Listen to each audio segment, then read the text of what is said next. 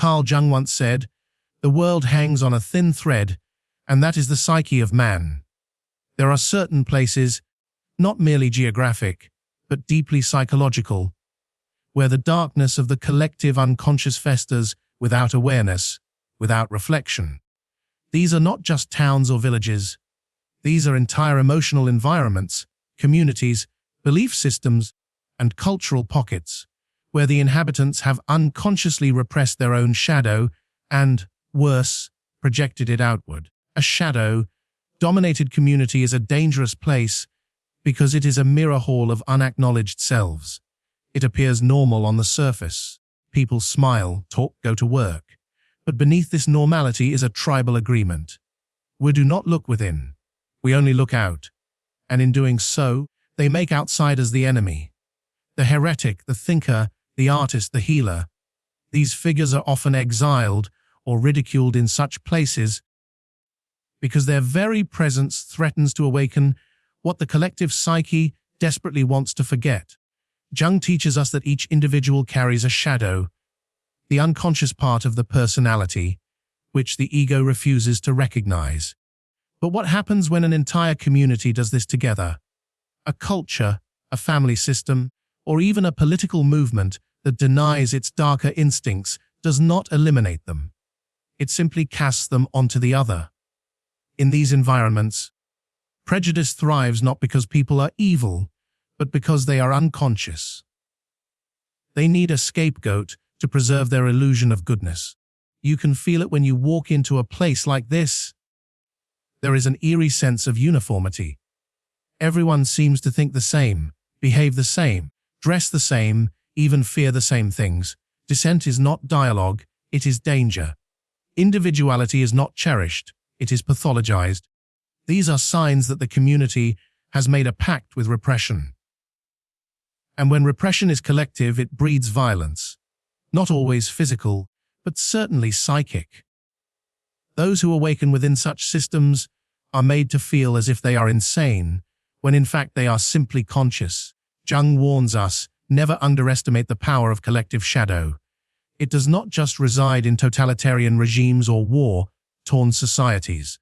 It can exist in a quiet suburban street, in a religious congregation, or even in the polite but rigid norms of a spiritual group.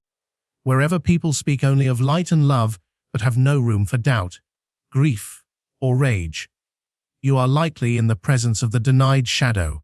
And it is here, precisely here, that the most dangerous psychological inflation occurs: the belief that we are enlightened and they are not.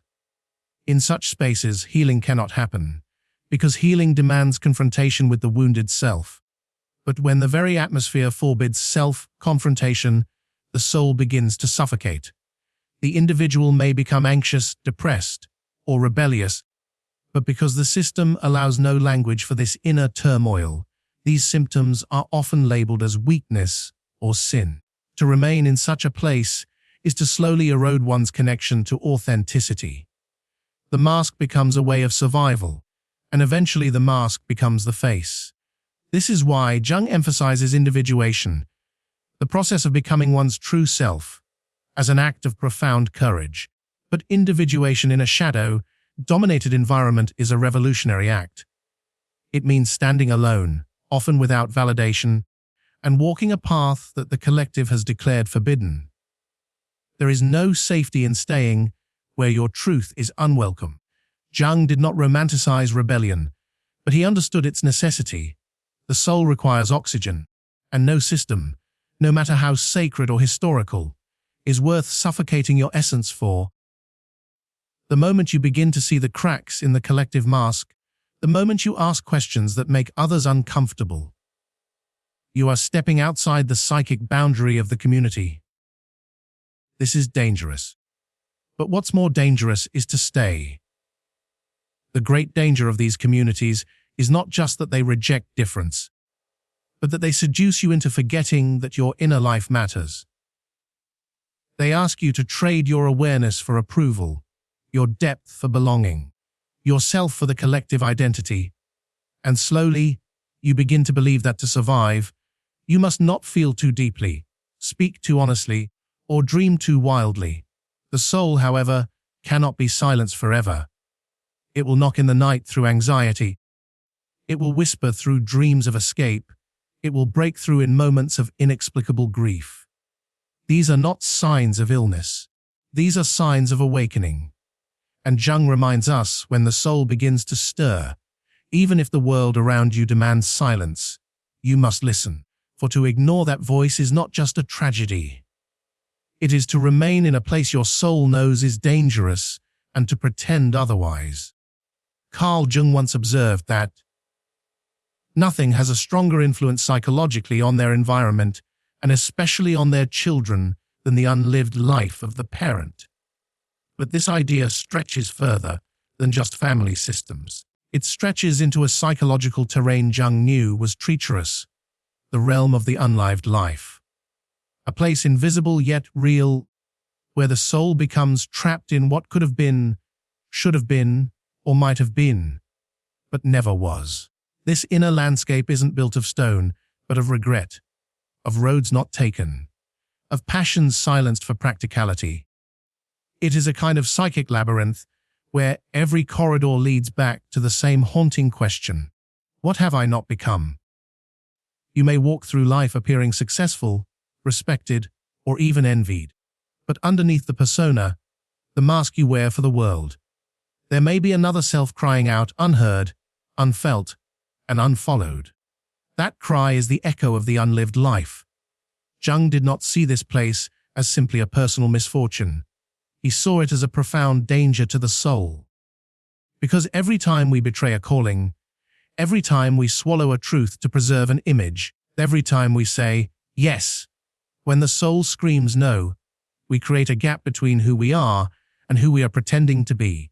Over time, that gap becomes a chasm, and inside that chasm grows bitterness, cynicism, emptiness. People often ask why depression descends suddenly, why anxiety becomes unbearable, why life seems to dim, even when there is no external tragedy. Jung might say, go to the map of your unlived life. Where did you last hear your inner voice before you silenced it? What desire did you exile in the name of being responsible, acceptable, or loved? We are told from early on what life should look like. A good education, a safe job, a steady relationship. These are not wrong in themselves. But when they are pursued at the cost of your inner longing, when you bend your entire existence to meet outer expectations while starving the inner self, you begin to live a counterfeit life. This life may function, but it does not breathe. The unlived life is not just a past you avoided. It is a ghost that follows you. It shows up in dreams, in sudden rage, in secret fantasies you're too ashamed to speak aloud. Jung believed the psyche compensates. If you live too long as only a fraction of yourself, the neglected parts will rise up, not always peacefully. Midlife crises, unexplained panic, a sudden need to escape it all. These are not random. They are eruptions from the parts of you that have been buried, and they come to remind you that your soul cannot be silenced without consequences. But here lies the real danger. Many who feel these eruptions misread them. They think something is wrong with them. So they numb themselves further. They turn to distractions, more work, more entertainment, more validation. They reinforce the prison of the unlived life and decorate it with achievement. But the soul does not care for trophies. It seeks meaning. And it will quietly decay when denied it. Some stay in this psychic place for decades. They adapt. They learn how to function in the disconnection. They become skilled at pretending. And because society rewards this kind of pretending, they are never questioned. But internally, they feel hollow. Not broken, just distant from themselves. Like they are watching life through a glass wall, unable to feel its warmth. This inner stagnation is dangerous because it happens slowly. You don't notice when your dreams fade. You don't hear the moment your inner voice goes quiet. You just wake up one day, years later, and realize you don't recognize yourself anymore. And perhaps even more frightening, you no longer know what you even desire. The soul has stopped speaking. Jung was not a preacher of happiness. He did not urge people to chase bliss. He asked something far more difficult: to confront what you've denied, to walk back into the forest of your unlived life and retrieve what you left behind. That may be your creativity, your spiritual hunger, your longing for solitude, your need for truth. And often, the longer it's been buried, the more painful its retrieval becomes, because to claim it now means admitting you've abandoned it before. Still, Jung believed the path of individuation, the path to your authentic self, demands that you face this unlived life, not to dwell in regret, but to stop the bleeding, to step out of the psychological graveyard where your deeper life was buried, to speak to that younger self, not with shame, but with attention, because what was once unlived is not gone. It is simply waiting for you to return. Carl Jung was not seduced by appearances. He understood the psyche too well to believe that light always meant good, or that what appears holy is always whole. In fact, one of his most profound warnings was against the psychological territory he called inflation, particularly in the realm of the spiritual. There is a place many people enter without realizing it, a place Jung would describe as radiant but hollow, where light becomes a mask and growth becomes a performance. This is the realm of false light, and it may be one of the most dangerous places the human psyche can inhabit. To understand this place, you must first understand what Jung meant by inflation. Inflation occurs when the ego, instead of integrating with the unconscious in a humble, balanced way, identifies itself with a divine or superior force. The ego swells. It believes itself to be enlightened, awakened, or chosen. It no longer seeks wholeness, it seeks validation of its superiority. This is not spiritual growth, it is spiritual pride, cloaked in the language of purity. In this place, people speak of truth, but are terrified of their own inner contradictions. They preach love but disown their anger. They meditate daily, but only to avoid their pain. Their spirituality becomes an armor, not a path, and while they appear radiant to others, they are quietly at war within themselves. Jung recognized this as a form of neurosis, one far more dangerous than obvious suffering, because it hides behind light. The realm of false light often seduces those who are wounded. Those who have tasted trauma or abandonment often find in spiritual systems a kind of shelter. This is natural.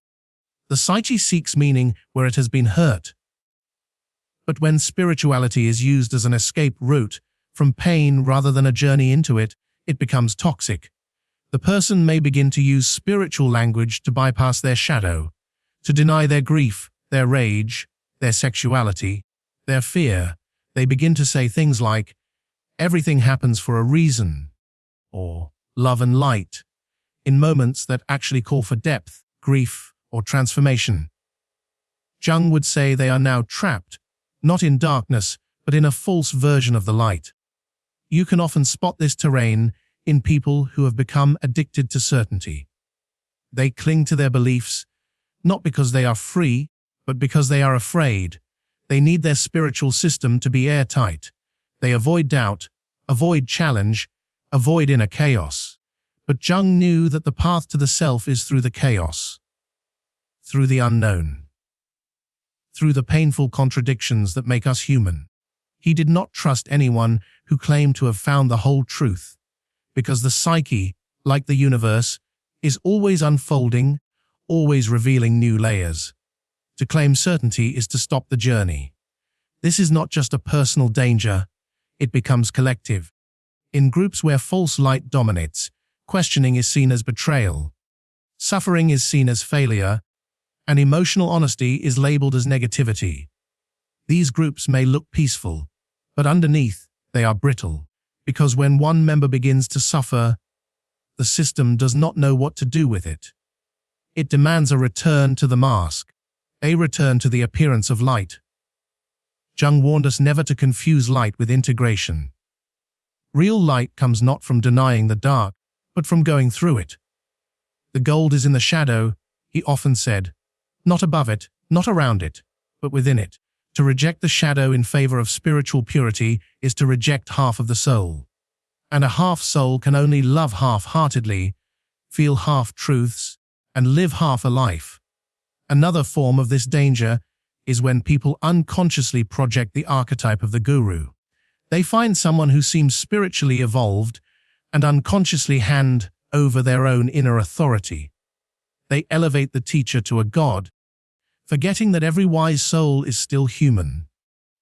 This creates a dangerous psychological inflation, both in the follower and in the teacher. The follower avoids the hard work of inner development. The teacher begins to believe their own divinity. The relationship collapses, not because either person is evil, but because they have both entered a place where power has replaced presence. Jung believed that real spiritual growth is humbling. The further you go inward, the less sure you become of your superiority. You begin to understand the vastness of your psyche and how much of it remains unconscious. You begin to hold paradox, not answers. You begin to feel reverence, not control. And above all, you begin to make peace with being human. The realm of false light is alluring. It offers relief, identity, purpose. But if it asks you to sever part of your emotional truth, to bypass your shadow, or to wear a mask of perfection, then you have entered dangerous ground.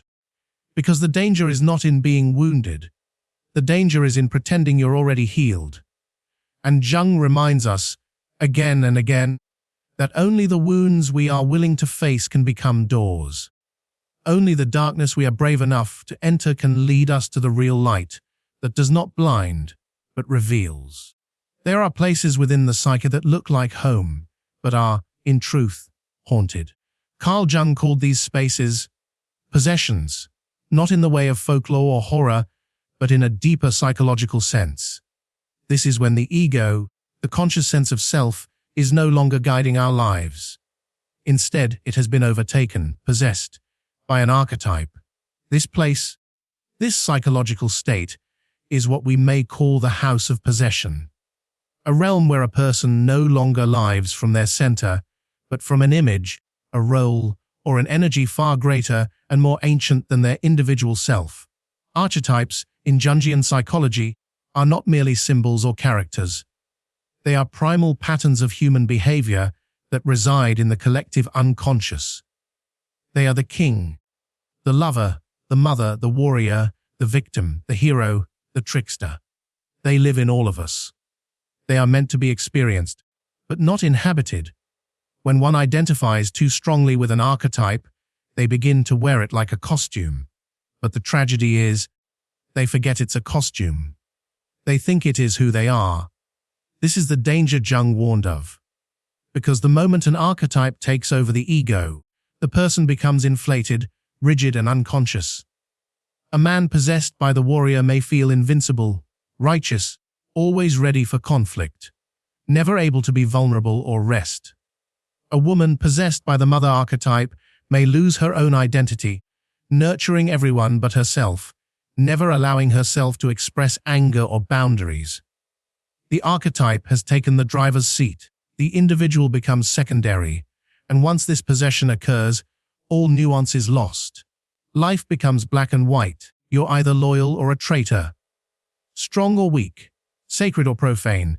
In this house of possession, the self is no longer exploring life. It is acting out a script written by thousands of years of collective human drama. It is seductive because it gives us meaning. It feels powerful to be the savior, the martyr, the rebel. But the price we pay is authenticity. The person possessed by the archetype does not feel anymore, they perform. Their life becomes an endless reenactment, not an unfolding.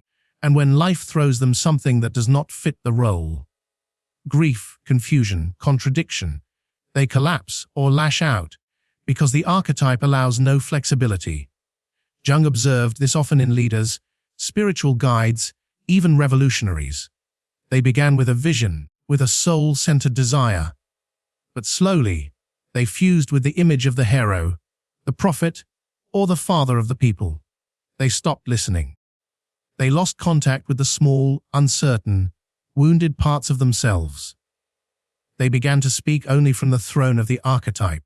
And when this happens, not only does the ego inflate, it also becomes brittle. Because it is no longer rooted in the lived experience of the individual. It is now an avatar of something beyond the human scale. This is how charismatic cults form, how political ideologies become fanatical, how families even become stage sets where everyone must play their part. A son must be the achiever. A daughter must be the caretaker.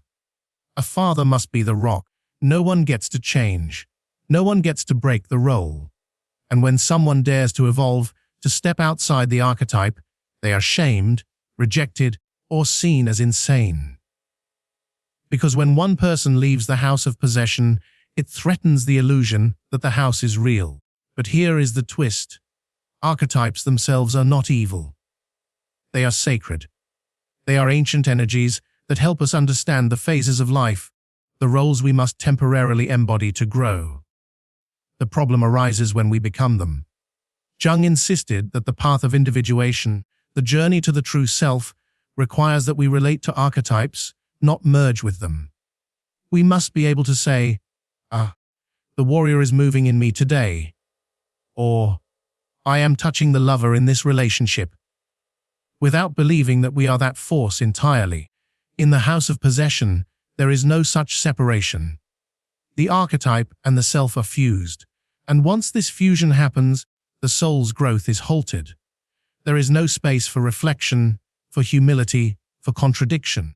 The possessed individual becomes blind to their shadow, because the archetype they serve has no flaws. It only knows its own logic, and when someone challenges that logic, it responds with fury, denial, or shame. This psychological terrain is subtle.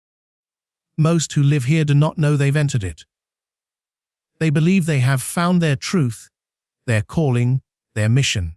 But if they listen closely, they may hear the silence underneath, the lack of joy, the absence of genuine connection. Because when we are possessed, we are not relating to life. We are trying to control it, shape it into the image we've fused with.